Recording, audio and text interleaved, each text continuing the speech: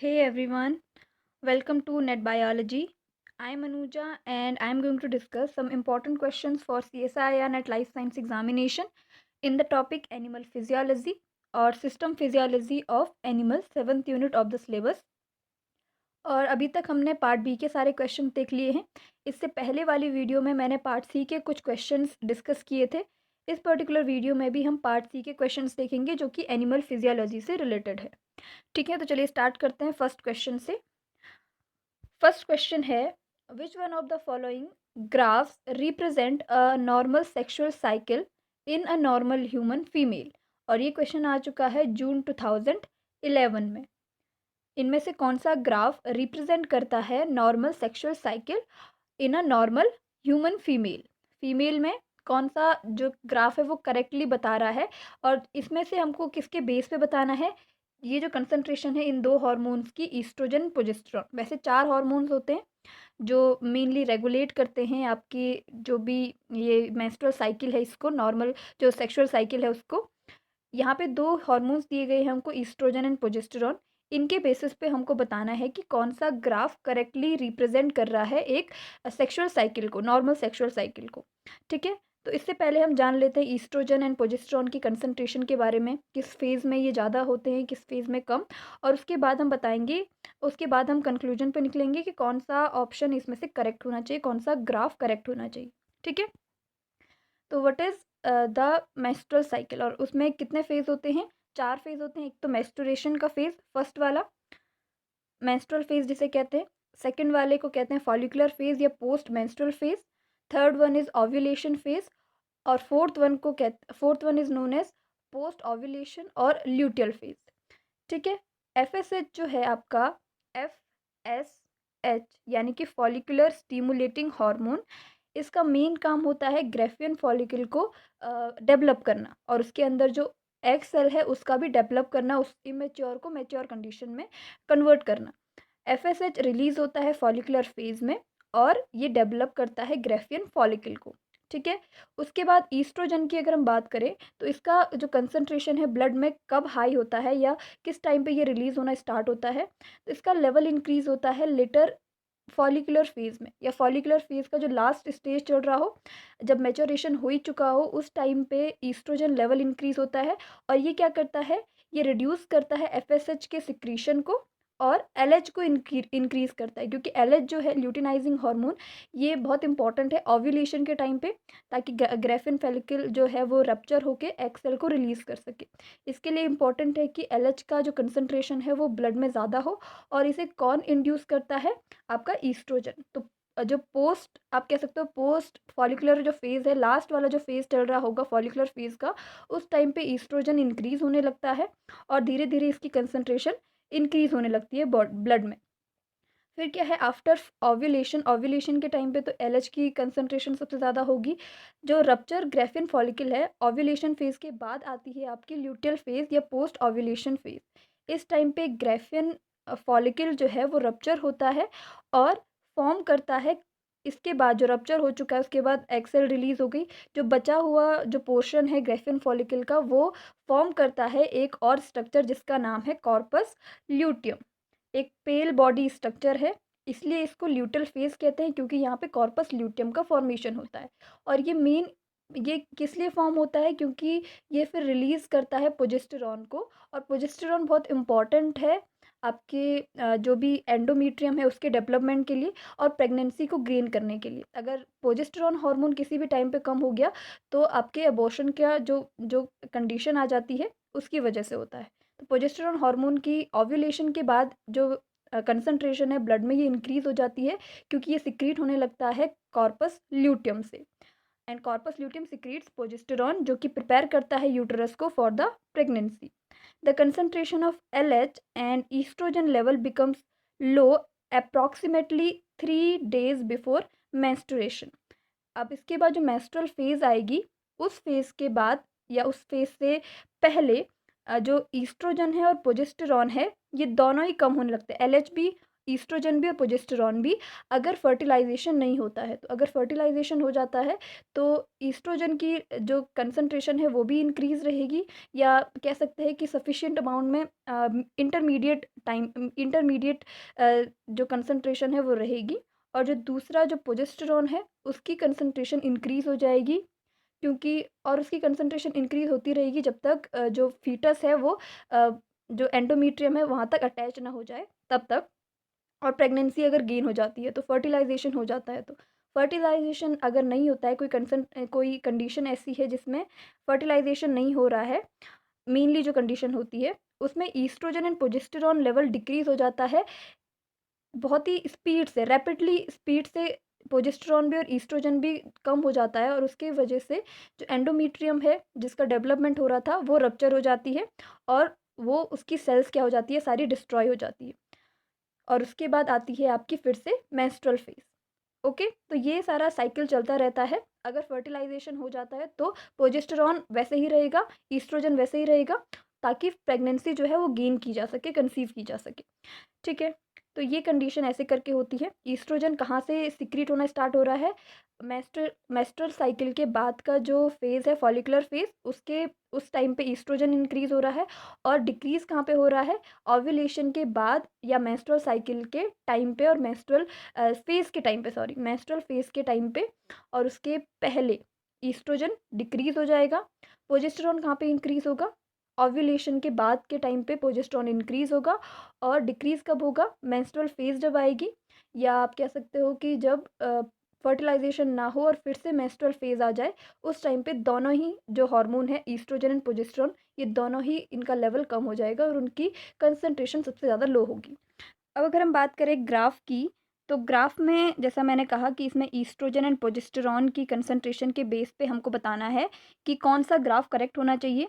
तो अगर हम देखें बी वाले ग्राफ को, इस वाले ग्राफ को, यहाँ पे कंसंट्रेशन जो है, मेंस्ट्रुएशन जो फेज़ है या आपका जो मेंस्ट्रुअल फेज़ है, उसके बाद ईस्ट्रोजन की कंसंट्रेशन इंक्रीज़ हो रही है। और लेटर जो फॉलिकुलर फेज़ है, इन दोनों के बीच में एक फेज़ और आता है, उसका नाम है फॉलिकुलर फेज़ और पोस्ट मेंस्ट्रुअल फेज़।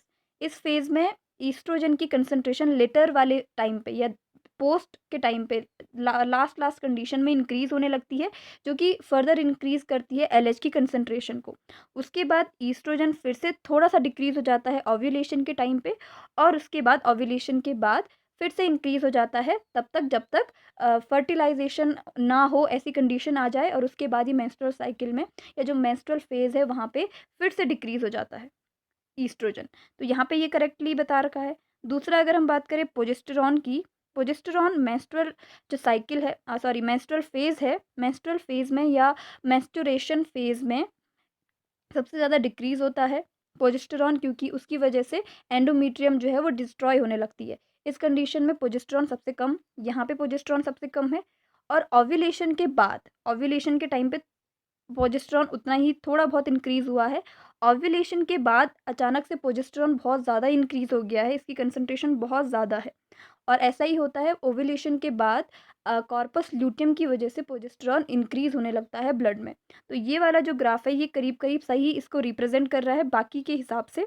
अगर हम बाकियों को देखें तो यहाँ पे ओव्यूलेशन के टाइम के बाद ईस्ट्रोजन इंक्रीज़ हो रहा है, और उसके बाद मेंस्ट्रुअल साइकिल के टाइम पे कम, और इसकी कंसंट्रेशन मेंस्ट्रुअल साइकिल के टाइम पे कम होनी चाहिए, मेंस्ट्रुअल फेज़ के टाइम पे बहुत कम होनी चाहिए, लेकिन ऐसा नहीं है।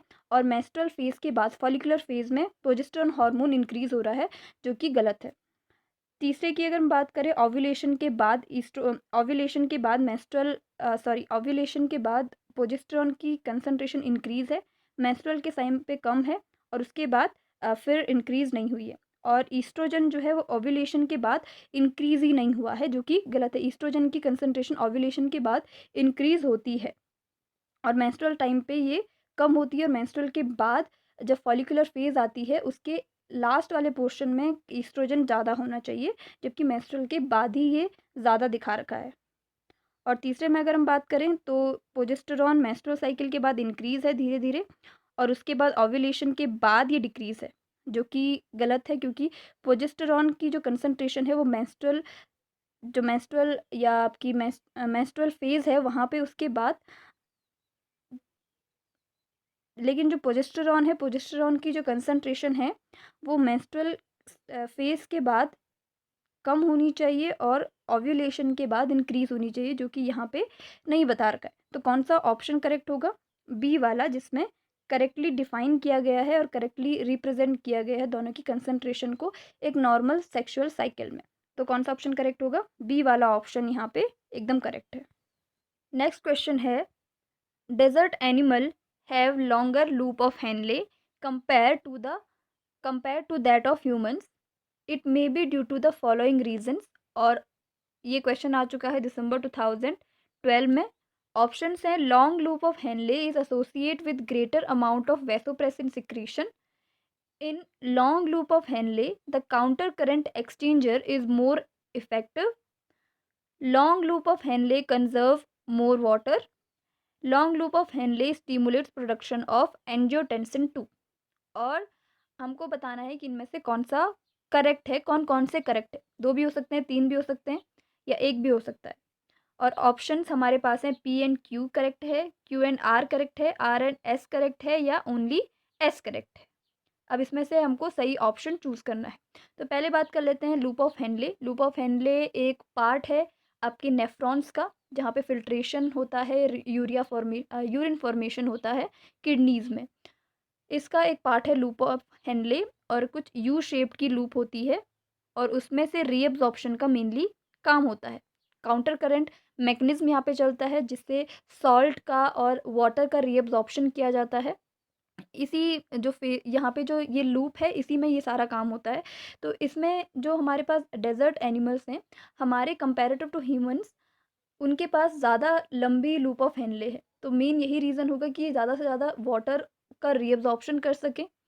ठीक है? तो अगर हम डेज़र्ट एनिमल की बात करें, तो उनके पास जो किडनी होती है, उनकी kidney long loop of Henley contain करती है, ताकि जो एनिमल्स हैं वो ज़्यादा से ज़्यादा वाटर लॉस से बच सके, वाटर का ज़्यादा से ज़्यादा रीअब्ज़ॉर्प्शन हो सके। मैंने कहा ये जो लूप ऑफ हेनले है, यहाँ पे मेनली रीअब्ज़ॉर्प्शन का काम होता है।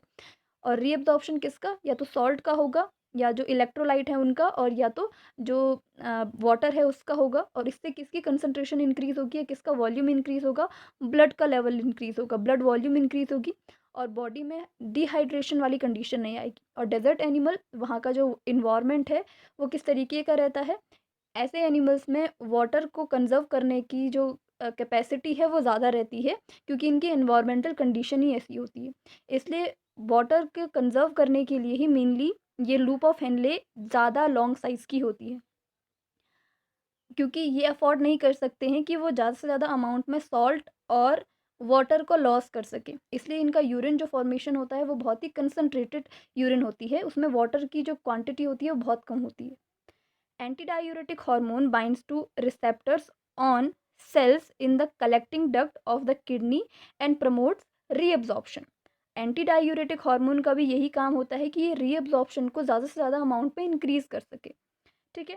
Counter current mechanism in the kidneys is the process of reabsorption water and electrolyte from the tubular fluid and produce concentrated urine. Counter current mechanism, यही मैकेनिज्म चलता है लूप ऑफ हेनले में, ये मैकेनिज्म चलता है जिससे ज़्यादा से ज़्यादा अमाउंट में सोडियम और जो इलेक्ट्रोलाइट्स हैं, क्लोराइड वगैरह, इनका रीअब्जॉर्प्शन किया जा सके, जितना बॉडी में कंसंट्रेशन इनकी कम है उनको इंक्रीज़ करने के लिए। और जो वाटर है उसका भी रीअब्जॉर्प्शन किया जाए इन्वायरमेंटल कंडीशन के अकॉर्डिंग, या बॉडी में वाटर की प्रेजेंस के अकॉर्डिंग। और अगर हम बात करें डेज़र्ट के एनिमल की, तो उनको वाटर लॉस अफोर्ड नहीं कर सकते हैं, उनको वाटर की जो कंसंट्रेशन है वो बॉडी में इंक्रीज़ होना ज़रूरी है। इसलिए मेनली ये किस वजह से होगा? ताकि इनका जो वाटर रीअब्जॉर्प्शन है वो ज़्यादा हो सके और ये वाटर को कंज़र्व कर सके। Mainly long loop of Henley conserve more water, इसकी वजह से भी। और लूप ऑफ हेनले में काउंटर करंट मैकेनिज्म एक्सचेंजर, या उसका जो मैकेनिज्म चलता है वो मोर इफ़ेक्टिवली चले, रीअब्जॉर्प्शन मोर इफ़ेक्टिवली हो, यही रीज़न हो सकता है। और long loop of Henley associate with the greater amount of vasopressin secretion. तो वैसोप्रेसिन सिक्रीशन जो है वो पिट्यूटरी से होता है, रीअब्जॉर्प्शन में मेनली ये काम करता है, लेकिन ये कलेक्टिव डक्ट में रीअब्जॉर्प्शन का काम करता है। अगर वहाँ पे भी मतलब वाटर की कंसंट्रेशन वहाँ ज़्यादा हो गई, यहाँ रीअब्जॉर्प्शन नहीं हो पाया ज़्यादा, तो वहाँ रीअब्जॉर्प्शन करने का काम करता है। ये लूप ऑफ हेनले में सिक्रीट नहीं होता है। तो कौन कौन से ऑप्शन करेक्ट हो सकते हैं? क्यू एंड आर, यानी कि सेकंड वाला ऑप्शन यहाँ पे क्या होगा? करेक्ट होगा। ठीक है। नेक्स्ट क्वेश्चन है, the heart rate shows variations during respiratory rhythm in most humans, which one of the following statement describing the changes of heart rate during respiratory phases is true? और ये question आ चुका है दिसंबर 2014 में। Question क्या कह रहा है? हार्ट रेट जो है वो वेरिएशन शो करती है किस टाइम पे, अगर हम इसको कंपेयर करें रेस्पिरेटरी रिदम के अकॉर्डिंग। तो अपने जो हार्ट रेट है उसमें वेरिएशंस आते हैं, वो चेंज होती हैं। और फॉलोइंग स्टेटमेंट में से कौन सा चेंज एकदम अप्रोप्रिएट है जो डिस्क्राइब कर रहा है हार्ट रेट का हार्ट रेट का वेरिएशन एक्सेलेशन और इनहेलेशन के टाइम पे या रेस्पिरेटरी रिदम के टाइम पे। और ऑप्शंस या आपके स्टेटमेंट्स क्या हैं? P is the heart rate accelerates during expiration but no change occur during inspiration. The heart rate accelerates during inspiration and decelerates during expiration. The heart rate accelerates during expiration and decelerates during inspiration. The heart rate accelerates during inspiration and no change occurs during expiration. मतलब first वाले में क्या है? The heart rate increase हो रही है। Expiration यानी कि जिस टाइम पे हम एक्सहेल करते हैं कार्बन डाइऑक्साइड को, उस टाइम पे हार्ट रेट इंक्रीज होगी। और इंस्पिरेशन या इनहेलेशन के टाइम पे कोई भी चेंज नहीं होगा। दूसरा है हार्ट रेट इंक्रीज होगी किस टाइम पे? जिस टाइम पे हम इनहेल कर रहे हैं ऑक्सीजन को। और डिसिलरेट और डिक्रीज होगी एक्सपिरेशन या इनहेल सॉरी एक्सहेलेशन के टाइम पे, जब हम कार्बन डाइऑक्साइड छोड़ेंगे। दूसरे में इसका अपोजिट है, इंक्रीज होगी एक्सेलेशन के टाइम पे और डिक्रीज होगी इनहेलेशन के टाइम पे। और तीसरा क्या है फर्स्ट वाले का opposite? Accelerate during inspiration, inhalation के टाइम पे बढ़ जाएगी और एक्सेलेशन के टाइम पे कार्बन डाइऑक्साइड को छोड़ते समय कोई भी चेंज नहीं होगा। तो इनमें से हमको कौन सा ऑप्शन करेक्ट है और हार्ट रेट किसके अकॉर्डिंग चलता है, किस टाइम पे इंक्रीज होता है, किस टाइम पे डिक्रीज होता है, कैसे वेरिएशंस आते हैं, इसके बारे में डिस्कस करना है। तो पहले बात कर लेते हैं कि क्या चेंजेस होते हैं ड्यूरिंग जो इनहेलेशन के टाइम पे है, या जिसे हम इंस्पिरेशन कह रहे हैं। ऑक्सीजन को जिस टाइम पे हम सांस लेते हैं, जिस टाइम पे, उस टाइम पे जो प्रोसेस होती है उसमें डायाफ्राम जो है हमारा, जो लंग्स है उसके नीचे का जो पोर्शन है डायाफ्राम, ये क्या होता है? मूव्स डाउनवर्ड, थोड़ा नीचे के टाइप को खिसक जाता है जिसे हम इनहेल करते हैं। क्योंकि जो वॉल्यूम है लंग्स का वो इंक्रीज़ हो जाता है, उसकी वजह से जो आपकी थोरैसिक कैविटी है उसका साइज़ भी इंक्रीज़ हो जाता है, डायफ्राम थोड़ा नीचे खिसक जाता है, क्रिएटिंग नेगेटिव प्रेशर इसमें इंक्रीज़ हो जाता है। उस वजह से थोरैसिक कैविटी में नेगेटिव प्रेशर की वजह से जो ब्लड है, more blood into the heart, more blood pulls into the heart via veins, greater veins, जो आपकी सुपीरियर वीना कावा और इन्फीरियर वीना कावा है, जिसके थ्रू जो हार्ट में ज़्यादा से ज़्यादा जो बॉडी का पूरा डीऑक्सीजनेटेड ब्लड है वो पहुंचता है, उसका जो वीनस रिटर्न है वो इंक्रीज़ हो जाता है। इस कंडीशन में जब प्रेशर नेगेटिव है, more blood pulls into the heart and heart beat increases और हार्ट रेट इंक्रीजेस। इसकी वजह से, क्योंकि वीनस रिटर्न या जो superior vena cava inferior vena cava का ब्लड है, ये क्या हो जाता है, ये ज़्यादा ज़्यादा ब्लड इनमें पहुंचता है और उसकी वजह से वो ज़्यादा ब्लड हार्ट को दे पाता है और हार्ट रेट इंक्रीज हो जाती है। किस टाइम पे? इनहेलेशन के टाइम पे। और इसी का अपोजिट क्या होता है? एक्सेलेशन के टाइम पे, जिस समय हम सांस छोड़ते हैं उस टाइम पे थोरैसिक कैविटी का जो वॉल्यूम है या लंग्स का जो वॉल्यूम है वो डिक्रीज होता है, जिसकी वजह से डायफ्राम जो है रिलैक्स वाली कंडीशन में आता है। मतलब पहले कॉन्ट्रैक्ट था नीचे टाइप को, या नीचे को वो क्या हो गया था? मूव हो गया था। अब वो अपवर्ड डायरेक्शन में मूव होगा, जिससे जो नेगेटिव प्रेशर है वो कम हो जाएगा। नेगेटिव पॉजिटिव प्रेशर नहीं, लेकिन नेगेटिव प्रेशर इन जो है डिक्रीज हो जाएगा, इस कंडीशन में लेस हो जाएगा। उसकी वजह से वीनस रिटर्न जो है वो डिक्रीज हो जाएगा। वीनस रिटर्न मतलब सुपीरियर और इन्फीरियर वीना कावा, जो हार्ट तक डीऑक्सीजनेटेड पूरी बॉडी के ब्लड को लेके जाती है, और उसके बाद की आगे की प्रोसेस पंप करने का काम जो होता है, ऑक्सीजनेटेड ब्लड को लाने का काम होता है, वो सारी चीज़ें। वीनस जो ब्लड है और बाकी जो ब्लड लंग से भी आ रहा है, जो ब्लड लंग से भी आ रहा है, दूसरे टाइप के जो हार्ट का दूसरा पोर्शन है वहाँ पे भी जो वीनस रिटर्न है दोनों टाइप पे बढ़ जाएगा, सुपीरियर वेना कावा से भी, और जो दूसरा आपकी पल्मोनरी वेन्स ला रही है लंग से, वो वाला हार्ट रिटर्न भी, वो वाला ब्लड रिटर्न भी इंक्रीज़ हो जाएगा, जिसकी वजह से हार्ट रेट इंक्रीज़ हो जाएगी, क्योंकि हार्ट में ज़्यादा ब्लड सप्लाई हो रहा है, लेकिन इस कंडीशन में वो किस टाइप पे था, इन्हेलेशन के टाइम पे। एक्सीलेशन के टाइम पे जो नेगेटिव प्रेशर है वो डिक्रीज़ हो जाएगा और उसकी वजह से जो वीनस रिटर्न है वो भी डिक्रीज़ हो जाएगा और हार्ट रेट भी डिक्रीज़ हो जाएगी। तो कौन सा ऑप्शन यहाँ पे करेक्ट होगा? सेकंड वाला, the heart rate accelerates during inspiration and decelerate और डिक्रीज ड्यूरिंग एक्सपिरेशन। इनहेलेशन के टाइम पे इंक्रीज हो जाएगा और एक्सीलेशन के टाइम पे डिक्रीज हो जाएगा। क्यू वाला ऑप्शन करेक्ट होगा यहाँ पे। ठीक है, नेक्स्ट क्वेश्चन है, given below are few statements with reference to blood clot formation which results from triggers chain of reactions. And ये क्वेश्चन आ चुका है दिसंबर 2014 में। क्वेश्चन क्या है, नीचे दिए गए कुछ स्टेटमेंट्स हैं जो किसके रेफरेंस में है, ब्लड क्लॉट फॉर्मेशन के या ब्लड कोआगुलेशन के, और इसकी वजह से ट्रिगर्स ऑफ चेन रिएक्शंस चलती हैं। ब्लड क्लॉट की फॉर्मेशन में बहुत सारी चेन रिएक्शंस चलती हैं, बहुत सारे फैक्टर्स इसमें इन्वॉल्व होते हैं, वही चेन रिएक्शन की यहाँ पे बात हो रही है। और इनमें से फिर उसके बाद क्वेश्चन क्या है इसकी बात करेंगे। पहले स्टेटमेंट्स को पढ़ लेते हैं। पी स्टेटमेंट से बात करेंगे। पी स्टेटमेंट है, conversion of fibrinogen to fibrin, activation of factor 13 which stabilize fibrin mesh work, activation of factor 12 which promotes plasmin activation and enhancement of platelet aggregation। और ये सारे किससे रिलेटेड हैं, आपके ब्लड क्लॉट फॉर्मेशन से, या हिमेटोस्टेसिस की प्रोसेस से कहते हैं, या दूसरे शब्दों में ब्लड कोआगुलेशन की प्रोसेस कहते हैं।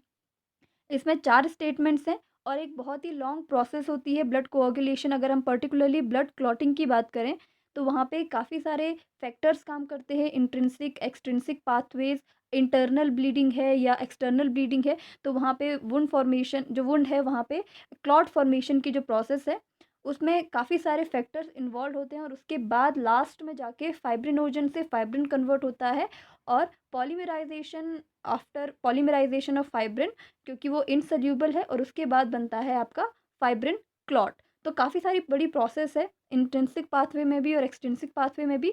इनमें से एक शॉर्ट होता है, एक ज़्यादा लॉन्ग होता है, इसके बारे में बाद में बात करेंगे जब ब्लड कोआगुलेशन इसके बारे में डिस्कस होगा। पर इस प्रोसेस में कुछ 4 स्टेटमेंट्स यहाँ पे दिए गए हैं और क्वेश्चन हमको पूछ रहा है, which one of the following combination, ये अबव कम्बिनेशन, इसमें जो अबव कम्बिनेशन या जो भी स्टेटमेंट्स दिए गए हैं उनमें से कौन सा करेक्ट है reference to role of thrombin in haemostasis. Haemostasis में इनमें से किस में जो एक्टिवेशन में थ्रोम्बिन कहीं पे रोल प्ले कर रहा है, तो उन करेक्ट ऑप्शंस को हमको चूज़ करना है। मतलब इन सारी प्रोसेसेस में या इन सारे स्टेटमेंट्स में जो भी कन्वर्जन हो रहा है, इसमें किन किन में थ्रोम्बिन जो है वो सपोर्ट करता है या थ्रोम्बिन कहीं ना कहीं प्रेजेंट होता है, ये हमको बताना है।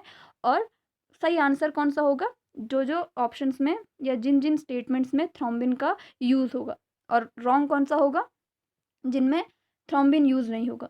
तो थ्रोम्बिन क्या है, थ्रोम्बिन एक तरीके का, थ्रोम्बिन जो है, थ्रोम्बिन एक क्लॉटिंग फैक्टर है थ्रोम्बिन, और मेनली काम करता है एक्टिवेशन ऑफ फैक्टर्स, बहुत सारे फैक्टर्स को ये एक्टिवेट करने के लिए हेल्पफुल है। थ्रोम्बिन एक्ट्स टू कन्वर्ट, किन किन को कन्वर्ट करता है ये, फैक्टर 11 को, फैक्टर 11 को, activated form of factor 11। Factor 11 कहाँ पे काम करता है, अगर हम बात करें फैक्टर 11 की, तो इसको हम कहते हैं प्लाज्मा थ्रोम्बोप्लास्टिन एंटीसीडेंट। और इसकी एक्टिवेटेड फॉर्म में कौन इसको कन्वर्ट करने का काम करता है, पहले तो हैगमन फैक्टर जो 12th फैक्टर है उसकी एक्टिवेटेड फॉर्म की वजह से भी ये कन्वर्ट होता है, और साथ ही साथ थ्रोम्बिन की एक्टिविटी की वजह से भी ये कन्वर्ट होता है। दूसरा आपका जो 8th फैक्टर है उसको भी उसकी एक्टिवेटेड फॉर्म में ये कन्वर्ट करने का काम करता है। तीसरा 5th फैक्टर को भी ये एक्टिवेटेड फॉर्म में कन्वर्ट करने का काम करता है। फाइब्रिनोजन को भी फाइब्रिन में कन्वर्ट करने के लिए ये हेल्पफुल है।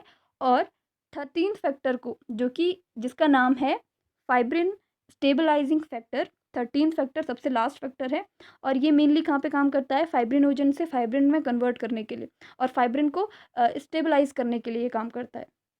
तो इस कंडीशन में इसको एक्टिवेटेड फॉर्म में होना ज़रूरी है। तो एक्टिवेटेड फॉर्म में इसको कौन लाएगा, फाइब्रिनोजन। फाइब्रिन इस सॉरी थ्रोम्बिन हेल्प करता है activated form of 13th factor को लाने में, और ये एक्टिवेटेड फॉर्म आगे क्या करती है, स्टेबलाइज करती है फाइब्रिन मैश को, जो फाइब्रिन है उसके क्लॉट को ये स्टिमुलेट करता है, ये इसको बनाने में हेल्पफुल है। और it also causes platelet aggregation, thrombin also help करता है प्लेटलेट एग्रीगेशन में। प्लेटलेट एग्रीगेशन क्या है? प्लेटलेट्स का जो भी वुंड है इसको टेम्परली क्या करना, सील करने की प्रोसेस। इसके बारे में भी आगे बात करेंगे, ब्लड क्लॉटिंग की जिस समय हम बात करेंगे उस टाइम पे, ठीक है। तो कौन सा ऑप्शन यहाँ पे करेक्ट होगा? मैंने कहा किस किस फैक्टर के लिए काम कर रहा है।